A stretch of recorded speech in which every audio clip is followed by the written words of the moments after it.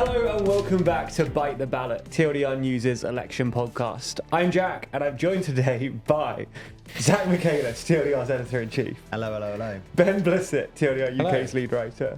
Georgina Finley, one of our writers, and Rory. Another writer. Hello. How are you all doing? Good. There's a lot of us. Yeah. Very cramped.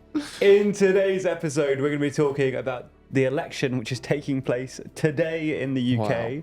We're going to be talking about our predictions for the results of the election, and we're also going to be talking about what you should keep an eye on this evening, and generally what we expect to happen. Before we start though, I wanted to quickly remind you that this evening we're doing an election night live stream with a number of people from this cast live discussing the results as they come in, the exit polls, talking about what it means for each party. And you can be there too, and you can ask questions and be involved in the live stream. However, it's exclusively available to people who have bought a premium copy of our magazine Too Long. It will never be released anywhere else. You won't be able to watch it back afterwards if you haven't bought it. The only way is to have purchased a premium copy of Too Long. So if you want to be there live with us this evening, then you need to pick up a magazine soon, otherwise you'll miss the chance. And, big reveal here for everyone, if you are interested in the magazine, I have a copy to show you. Here it is. Whoa. Well, here's a draft. It's not the finished one, and also mainly inside it's fairly empty. But this is what the magazine will look like. It's got like actual pages. They're lovely pages, right? Everyone's touched the Very pages. high quality. Stunning Yeah. pages. And it's an actual magazine. You can obviously buy a digital copy too if you prefer not to have a physical copy sent to you. But it's full of some of our best journalism that we've been working on this year. It's got some really great pieces. And as I say, if you buy a premium copy today before the election results start coming in, you'll be able to watch the live stream as it happens this evening. So don't miss out, grab a copy and support our journalism. Okay, so now let's get into our predictions. We've got a number of categories that we'll be making predictions on, and there are scoring criteria for each category, which means that next week, once we have the results and everything is shaken out, we will meet back up, the five of us again. Sorry, Jan, you're going to have to set up the studio for 5 people again next week. I won't be here. Oh, Zach won't be here, so we can judge him harshly behind his back, and Jan is safe from setting up the studio for 5 people. But we will be reviewing their scores and seeing who made the most accurate predictions. If you want to play along too at home, you can go to Twitter. You can go to the TLDR UK Twitter account, which you should be able to find. Rory, what is it? At TLDR News? UK. I should have guessed. I think. Well, you can find it. There should be a tweet there which has all of the predictions we're about to make. You just need to copy and paste that tweet, quote retweet it, and fill in your predictions in the quote retweet. We'll be paying attention. Some of us might respond to your predictions maybe on Twitter. And certainly we will be giving out copies of the magazine for free to people who make the best predictions. So make sure you go over to Twitter and make your own predictions. But before you do, feel free to copy some of these guys' ideas because they're meant to know what they're talking about at least. So maybe have a listen first. So the first category we're going to start with for our predictions is who the winning party will be today. I think this is all but a foregone conclusion, but to avoid making assumptions, who do you think the winning party will be? And let's start at that end with Rory. I'm confident that it will be the Labour Party. Can we just ask, does anyone disagree with this? No. It's a clean sweep of Labour. Just What a copying my surprise. answer. Okay, in which case, Rory, how many seats do you think Labour will get? And to get a point for this, you need to be within 10 plus or minus of the real result. Okay. In my prediction, I've put down 431 seats. Okay, It was going to be 430, but I didn't want it to be a round number, so I bumped it up by 1. fair. Which is on the lower end of Yeah. current polling estimates? Yeah. Let's run through everyone's results and then Okay, discuss. sorry, okay, fair point. That's okay. This is the dual host issue. Yeah, just because you're in that chair doesn't mean that you get to be in charge. Georgina, how many seats are you predicting? I went for a very round number of 450. 450. Big. Well, this now looks like I'm copying because I've also got Oh, 450. interesting. Ooh. And I've that gone for 440. 440. Okay, so we've gone for a range of between 431 and 450. Pretty tight, considering you've got a 10 radius. Yeah. Could be a lot of points scored here. Let's ask Rory, as Zach already flagged, you are at the lowest end of our predictions and at the lower end of kind of general polling. What made you place yourself there? I guess just the fear of being overly optimistic for Fair. Labour, possibly. Yeah, I mean, when we go through the other parties, you'll see where I've sort of lost, taken those seats from Labour and given to other parties. I just think that it's not going to be. It'll be a bad night for Conservatives, but it won't be as bad as some of the polls suggest. So that's why I've gone for the lower end. And based on pure feeling, vibes, no evidence to back that up. Ben and Georgina, you're at the higher end, both with 450. Do you just feel vaguely more confident than Rory? What do you think?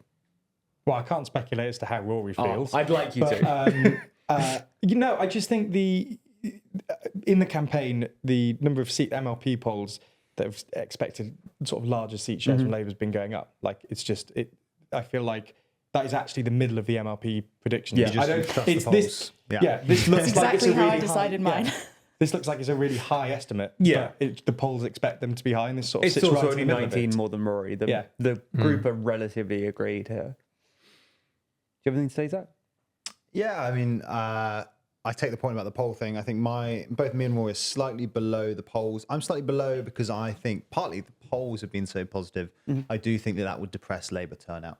Okay. I think potential normal Labour voters, lots of them won't turn out because they know that majority is guaranteed and they can't be bothered.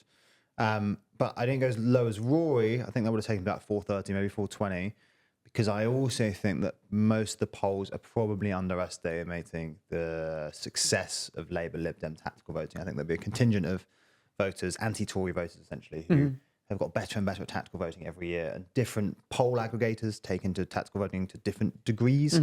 And I lean towards the upper end of that poll. Okay. I think tactical voting will be quite intense. So that sort of, takes me down to 430 and then takes me up a little bit to 440. Okay, So, I see that.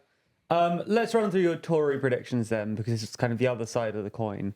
For this one, you only have 5 plus or minus in order to score the point. Rory, what's your prediction? I've gone for 101. 101. So I think they're just going to scrape over the 100 mark. Okay. Interesting. Yeah.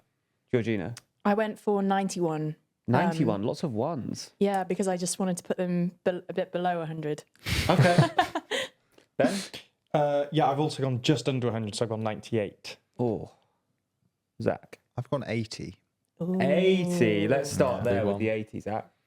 So I think I'm sort of torn here. The 80 is on the lower end of what polls predict. I think similar thing to what I said about the Labour vote. I think there'll be a lot of would-be Tory voters who'll just be bored, who just think the party is going to be collapsed anyway. What's the point in turning out to vote? Ben mentioned on the last podcast, people don't like voting for losing parties, especially if they're parties that are used to winning. It's different voting for a party like Reform if they're a losing party nominally, because it's more of a protest vote. Voting for the Tories is voting for a losing party. There's another way of talking about it.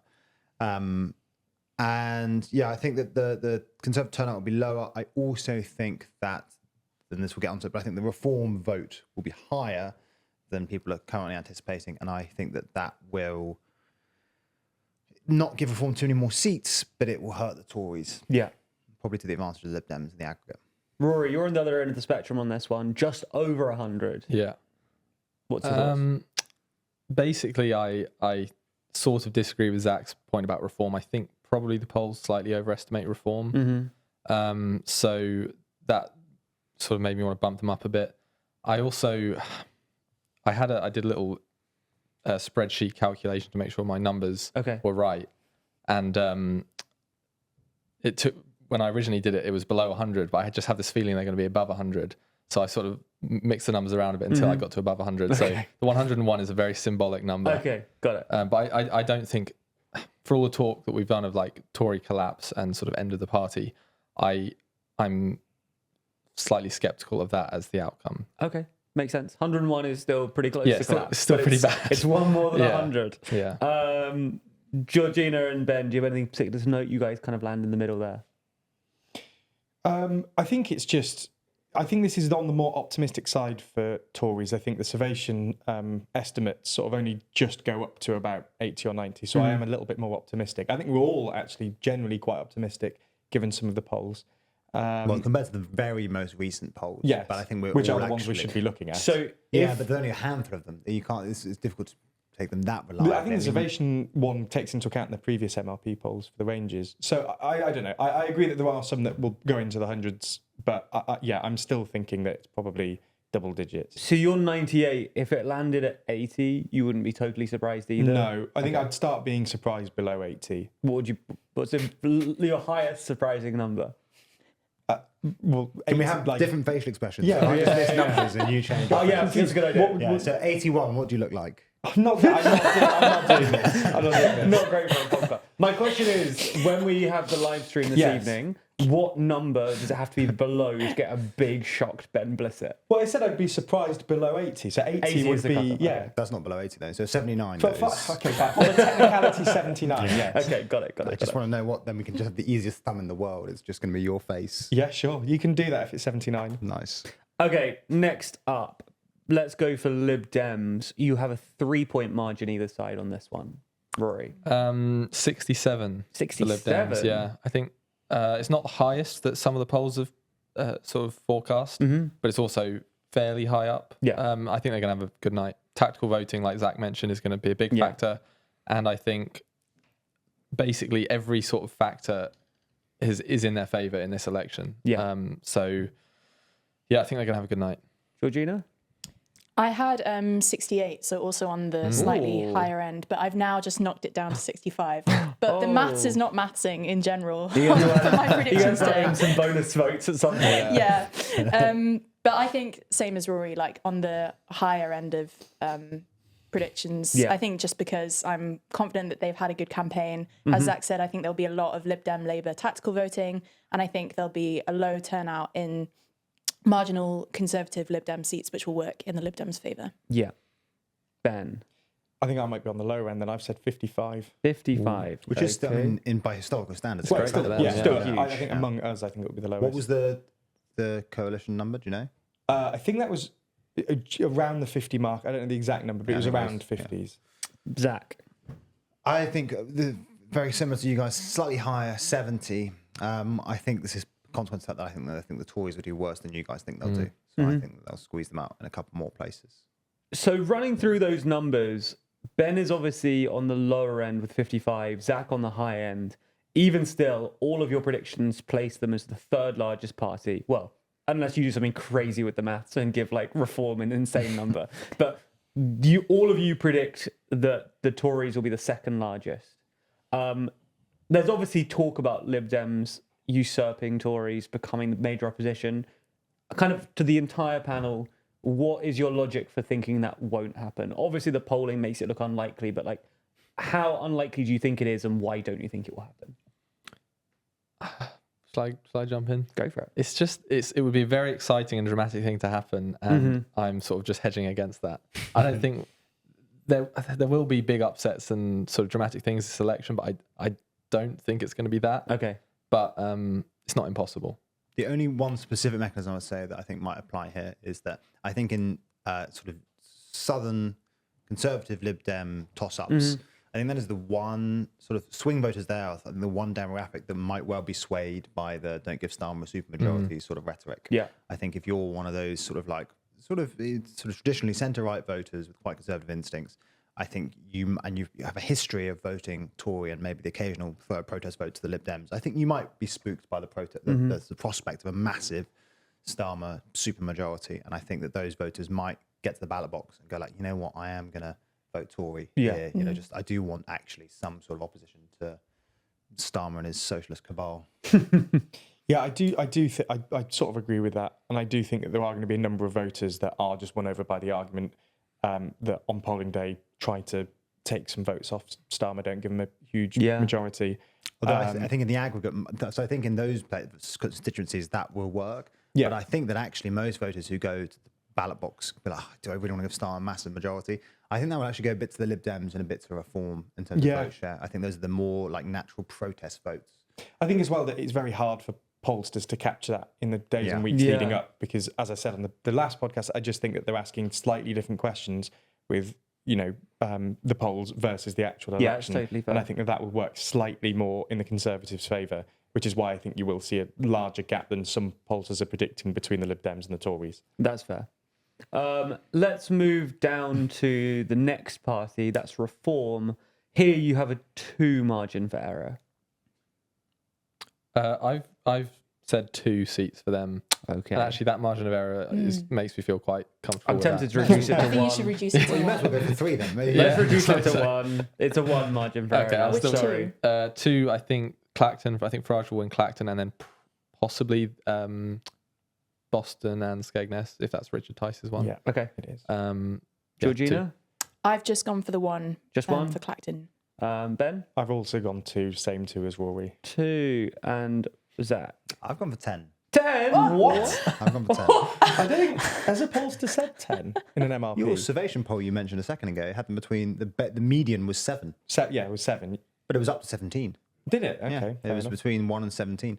So I think you guys can. Do you want to talk about yours, or do you want me to just try and justify mine in the face I of think if mass you guys, opposition? you guys start with the more low end case, because I think that is the less shocking answer. So let's start with the baseline and then let Zach smash that. Well, I think the one that we're all in agreement on is obviously Clacton. Yeah. And Farage just being a very good campaigner there. Tice as well is quite a big figure, and that will help him locally. I just think in many of the other seats, again, the question on polling day is different. And I think that if you're a right-wing voter and you're going to the polling booth, I think you'll default to the Conservatives on polling day because you're aware that while Reform might get votes, then it's unlikely it's unlikely they'll get a huge amount of seats. Even Zach's estimate of 10 is a very, very small number in the grand scheme of things. And I think that will work very much in the Conservatives' favour and against Reform.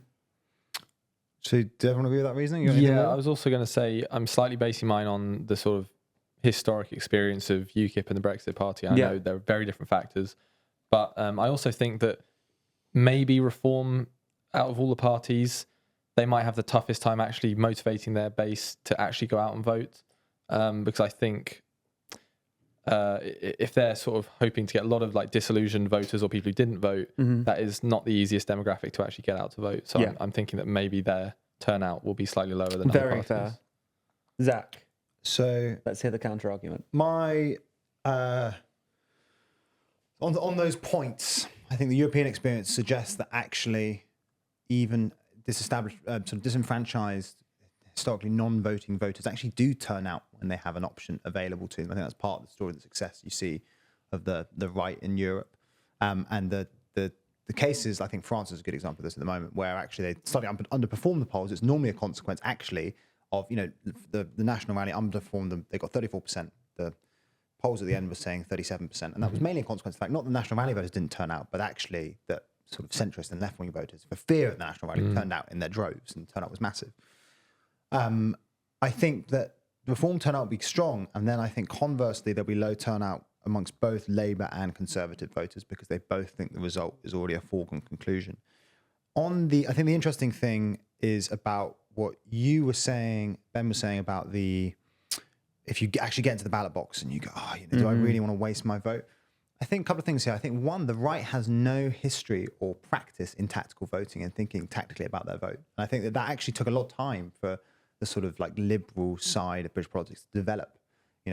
It took 4 elections for Labour and the Lib Dems to start tactically voting effectively, to sort of take that into account in your voting patterns, and a lot of work. A lot of people trying to start up those tactical voting websites and raise awareness about like whether or not your vote will count if you vote for someone. So I don't think that. I think that's one of the reasons why they're less likely to vote tactically. I was keeping that in mind. The other reason is that I think it's true in those Tory Lib Dem toss-ups where there's a degree of loyalty to the Tory party. There's a sense that in some of those voters that the Tories should be the opposition. But I think that if you're going in there and you're a right-wing voter, and you know that the Tories are going to get tops 100-something seats, you're also going to think a Tory vote is irrelevant. And if you're then just a right-wing voter and you're just, both voting either way is irrelevant, both parties are going to do terribly, Labour's going to have a majority either way, I think the aggregate sort of, the median voter there goes, you know what, I just want to protest. I just want to sort of kick the system, and I'm going to vote Reform for that reason. The other reason I think is worth mentioning, and we talked about this in a video recently, and I think this is partly true, is that the Reform vote has dipped a little bit in the last couple of days, presumably in response to this scandal to do with campaigners, where various campaigners have said some pretty unpalatable things. I think the impact of that on the actual voting will be offset by the fact that postal voting started before that scandal, and Reform voters are generally older, and they probably, quite a lot of them will have postal voted. And the other thing is that, and this was a point made by Swella Braverman in a piece today, which is that even if you find that absolutely abhorrent, and I presume quite a lot of the British public does, and probably a majority of would-be reform voters do, does that mean you vote Tory? I don't think it does. I think that Tories have lost the moral high ground there.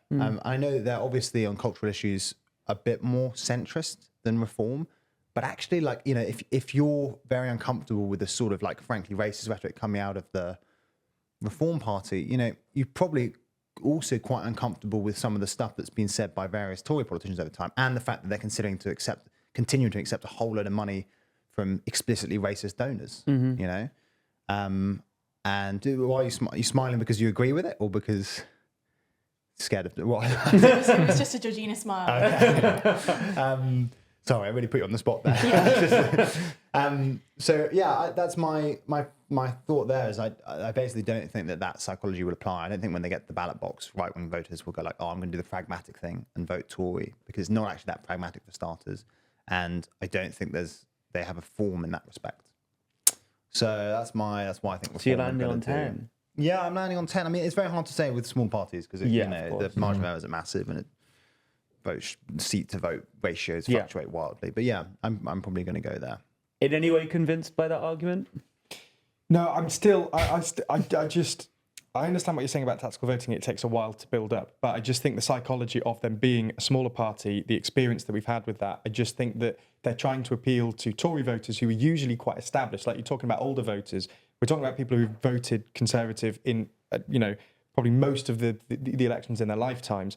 And they might have been swayed in this election. They might be annoyed at the Conservatives and everything. But I still think when they get either the postal vote or they go into the ballot, they go and vote and cast their ballots, I still think that they'll default back to the Conservatives as the main right-wing representatives in this country.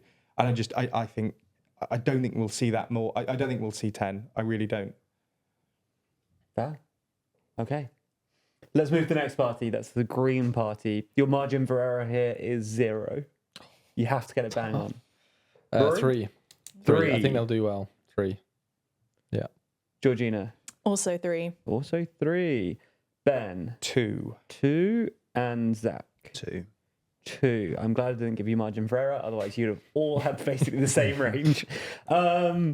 Anything particularly people want to say? Every prediction here is a slight improvement from their current one. Yep. So what are the seats you're predicting, especially the 3s? What are the additional seats? And also, I'm kind of curious why the Greens you think aren't doing better than this. We've obviously, this reflective of polling. I'm not questioning why you guys are saying this. But just generally, the Green Party could have capitalised on this more. Other parties have. I'm curious why the numbers are still so low for them. But I'll start with kind of Rory and Georgina. What are your 3? I suspect we have the same 3. Mm-hmm. So they'll retain their seat in Brighton. I can't remember the actual name of the exact seat. Sure. And then they'll gain Bristol Central and then also Waveney Valley, which is this other one that they've been putting a lot of resources into. Okay. I think they had their sort of target was 4, I think. Mm-hmm. So I don't think they'll get that 4th one, but I think 3 is a good number for them. And I think the benefit of, I think I actually disagree with your analysis of the Greens not doing as well as they could have been doing. I think they've been so focused on these target seats that their upper boundary isn't very high, but it's not because they've been trying to get more than that number of seats. It's just that those are the ones they've been focused on. And I know their sort of the voting intention for the Green Party in the polls isn't as impressive as Reform, for example, which just shoots up and the Greens sort of stay along the bottom. I think that's because they've been very geographically focused. Do you think that's a good strategy for them? Yeah, they just want more people in Parliament, and that's the best way to do it rather than just trying to. But that strategy in turn though is a reflection of the sort of where they were in the polls when they decided on that strategy, isn't it? You see what I mean? I think Jack's point is still valid in that they had to commit to really narrowing down on a handful of constituencies because they were never going to compete at the Lib Dem level. Yeah, and I think that is I think that is a.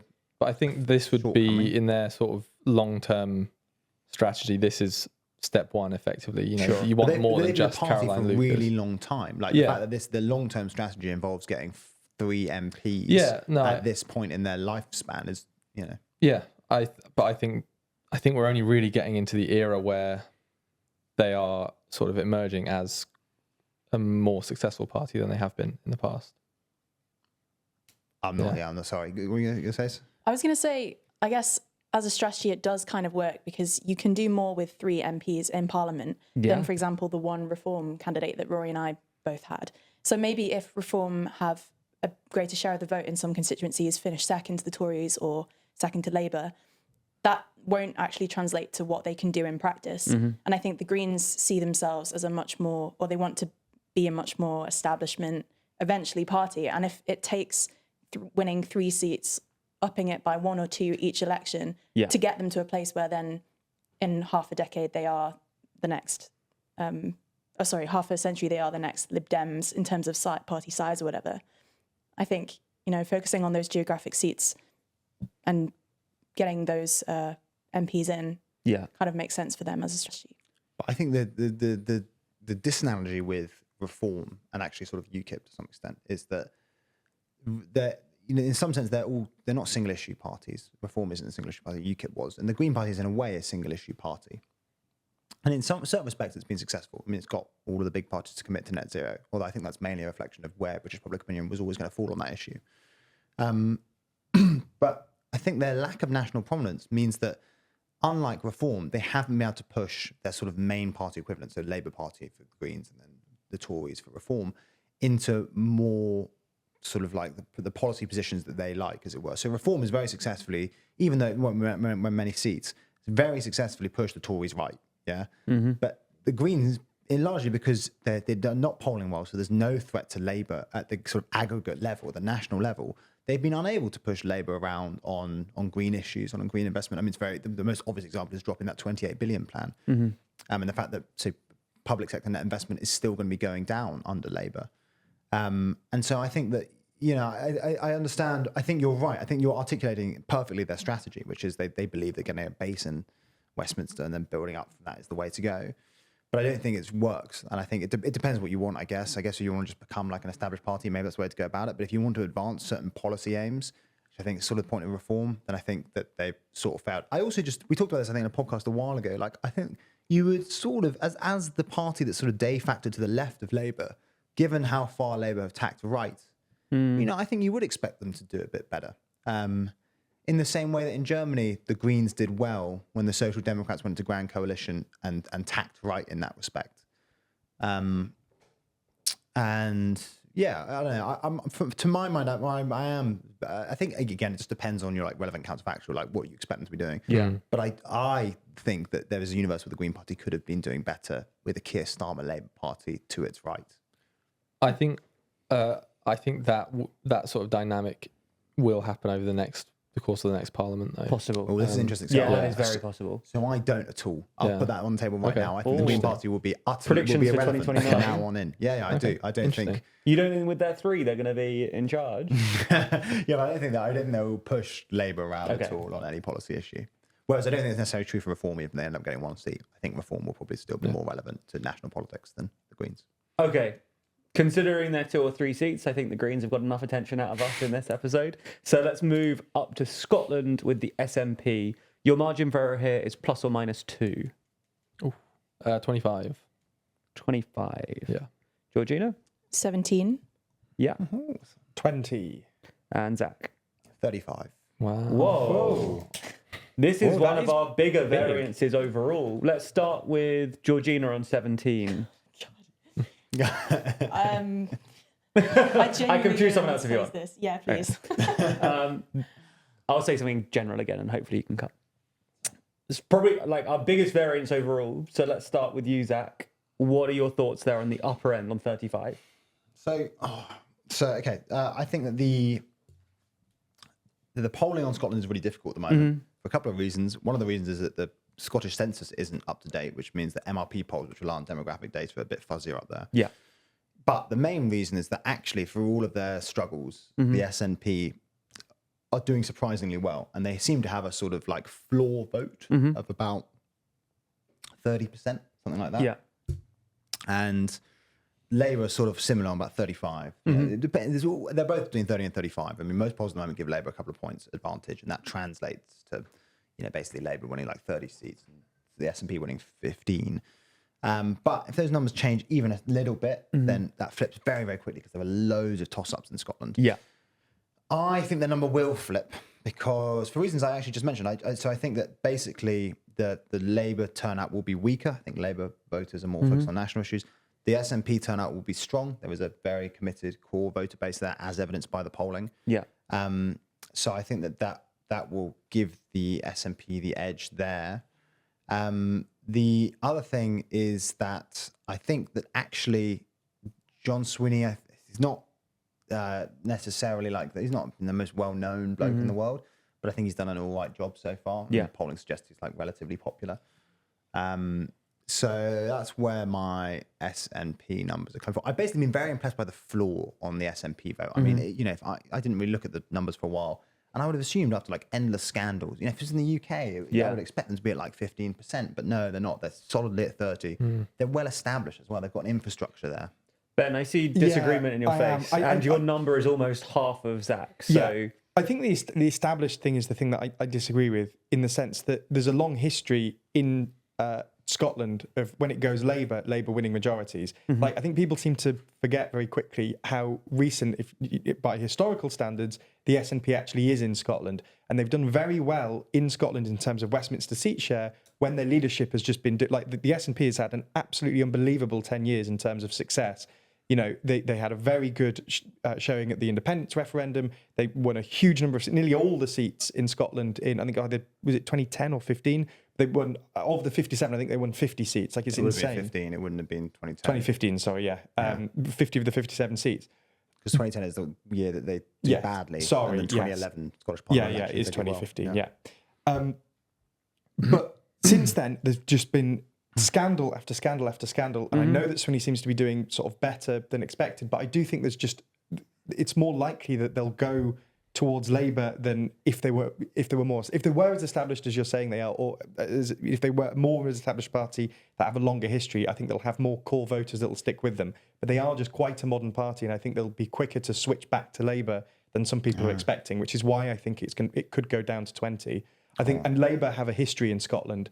And when they win big elections, they tend to win Scotland. And I think this election is going to be a big win for Labour. In 97, they won a huge number of seats in Scotland. They have a history of winning votes in Scotland and seats in Scotland. I think Labour are going to do very, very well in this election. I think 97 is a really interesting case in point there. But because obviously the difference with 97, by the way, is that Labour is far more a Scottish party in 97. Labour is not a Scottish party today.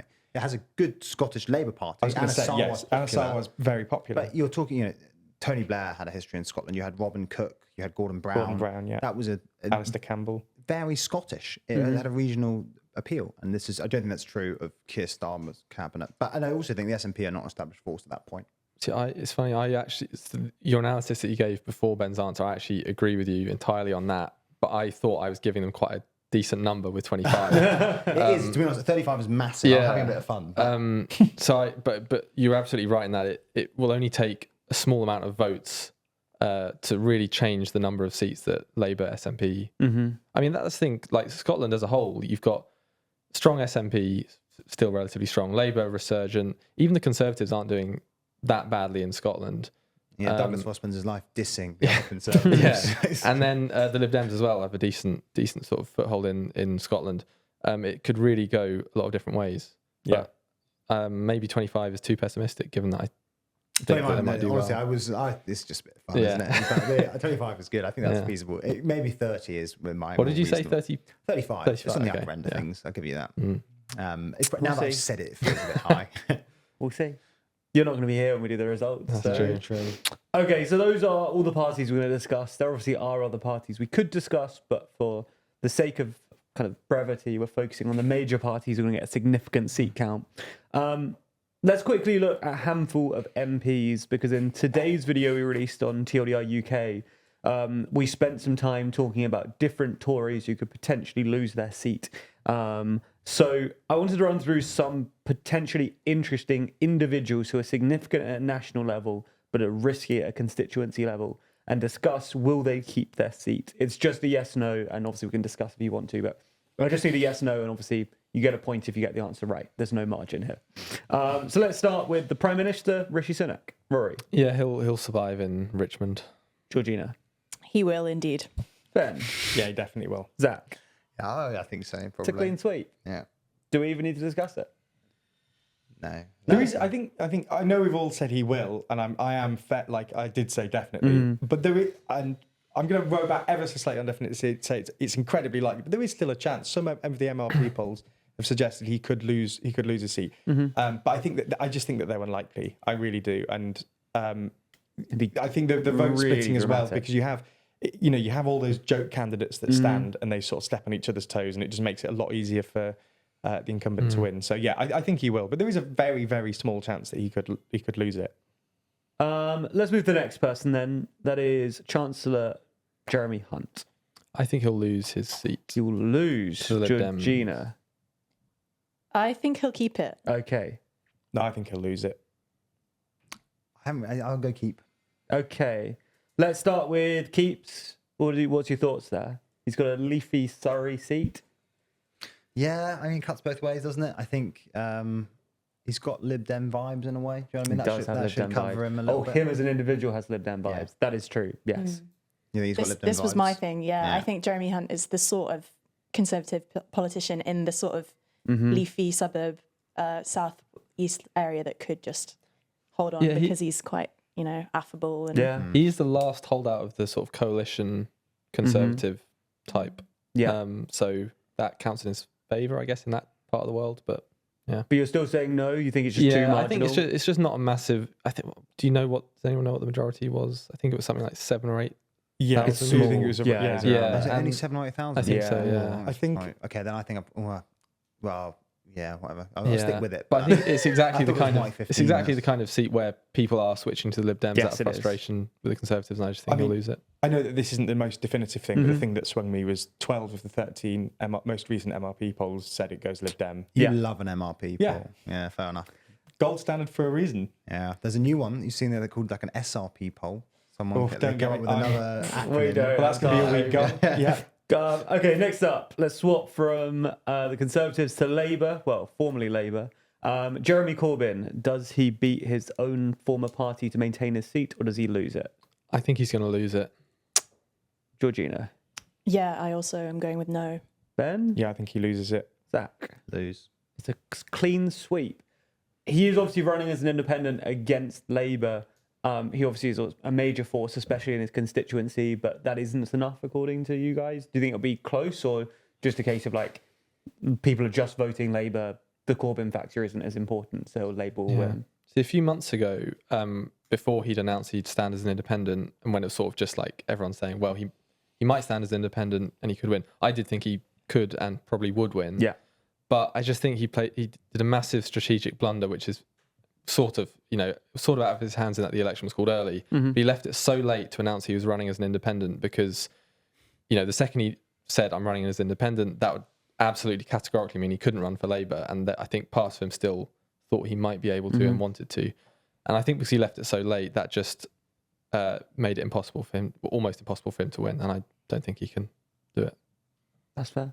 I think the real blunder was not talking to Georgina when they bumped into each other the other day. Yeah. I think Could've if swung they'd it. had a nice conversation, you could have got a good piece in the daily briefing about it. Yeah. Getting was more swung that on. publicity. Exactly.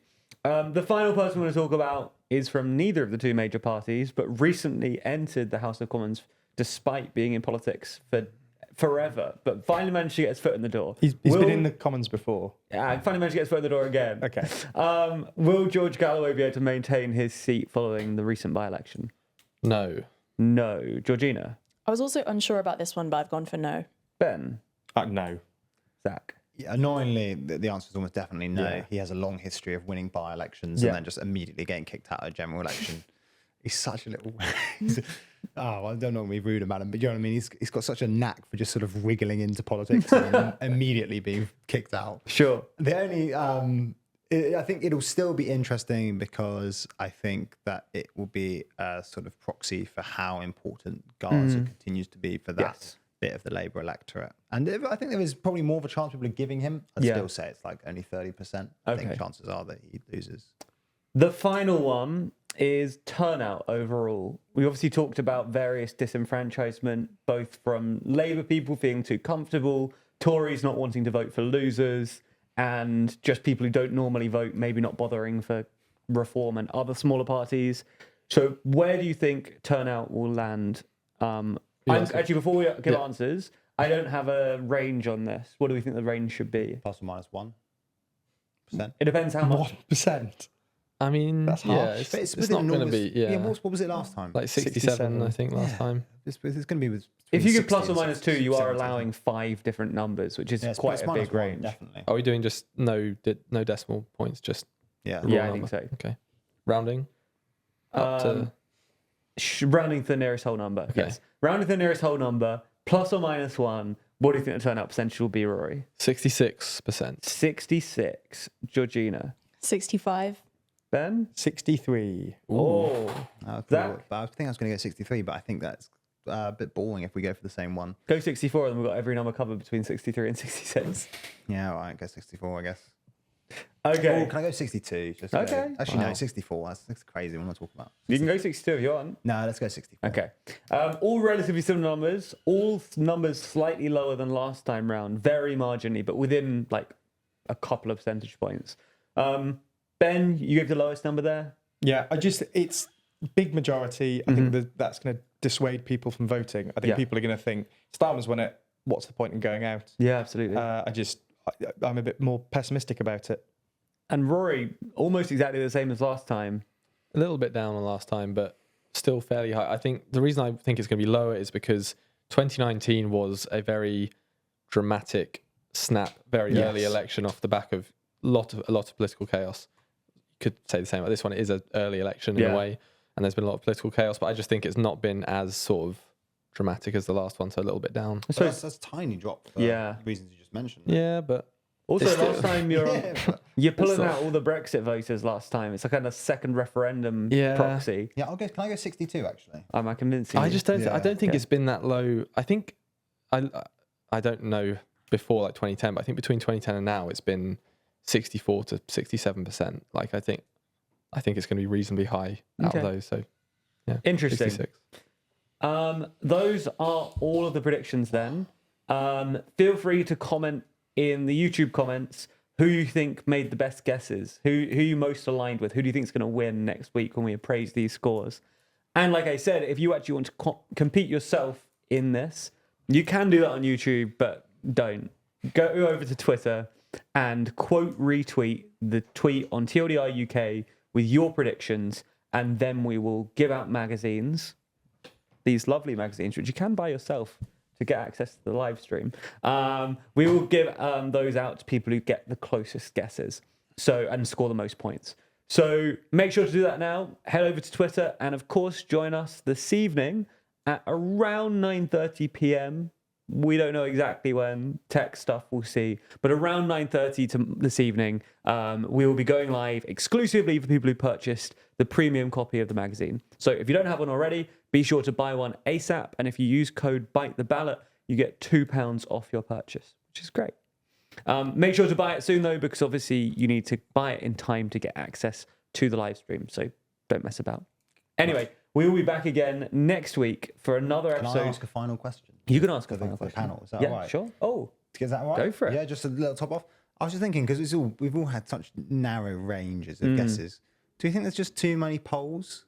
Do you know what I mean? A little bit. just a bit boring. It's been crazy with MRPs this time around. It's been insane the amount of polls. Yeah, and these you'll see a tweet by Britain Lex or something. It'll say new MRP from a polling company name I've never heard of before. Yeah. They just seem to spring up out of nowhere, and yeah. I also just think it. I mean, it's boring. That's the main thing. I mean, it would be so much more exciting going to this, having no idea what it's going to be. I also just worry about the impact it has on the actual election. Like, I think it becomes slightly self-reinforcing. The Tories would never have given up in the way they've given up if there weren't so many polls telling them they were terrible. But then also, like, you get into this weird meta voting where everyone already knows that Labour are going to win a massive majority. So you're sort of recalibrating for that. You know what I mean? I don't know. I just feel like it distorts the sort of, in my mind, the natural, pure electoral process in a way that I'm not entirely comfortable with.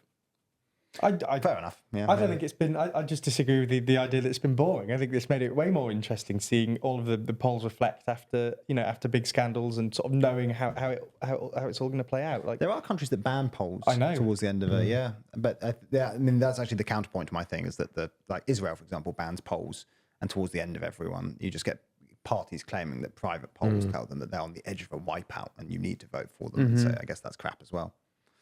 Anyway, I just thought it's been so Quite a nice depressing end to the poll-centric, though. Do you know what I mean? It has been so poll-centric. Do you know what I mean? A little bit. Yeah. Like the whole It's not been coverage has very been issues focused. No, I think it has slightly obscured the issues. It's just all we hear about every headline is new MLP poll. Rishi Sunak That is true. lose by miles. I don't know. I mean, probably not helped by the fact the polls are giving such crazy numbers. Like, if the polls were less dramatic and it was like, then there would be more policy discussion. Like, it's kind of just become a discussion of like the supermajority kind of thing. Yeah. Like, if that was less of like the Tories' only compelling argument at this stage, then maybe polls would be less significant. We'll find out. We'll also find out in a few hours' time, live, how accurate the polls are looking when the exit polls come out. And then obviously tomorrow morning on the TLDR UK channel, we'll have videos discussing the actual results once they land. So don't go anywhere. Like, literally don't leave the TLDR channels because there's so much stuff happening and I don't want you to miss anything. Also, go vote. Only time you should leave these channels. That's the only channels. time you can leave the channels. No, actually, no. Have it open on your phone. Don't be messing around. Go and vote. And Don't be messing if you around. want, I know, I was about to encourage people to send us photos of them listening while they're voting, but you probably shouldn't do that in a voting booth. No, probably Don't listen shouldn't. to this while voting. Stop listening. Sorry, Zach. That's all right. Don't stop listening to this. Go and vote. Come back and queue up that live stream because we're ready for you. Is that it? I think so. Sounded I almost hope so. threatening.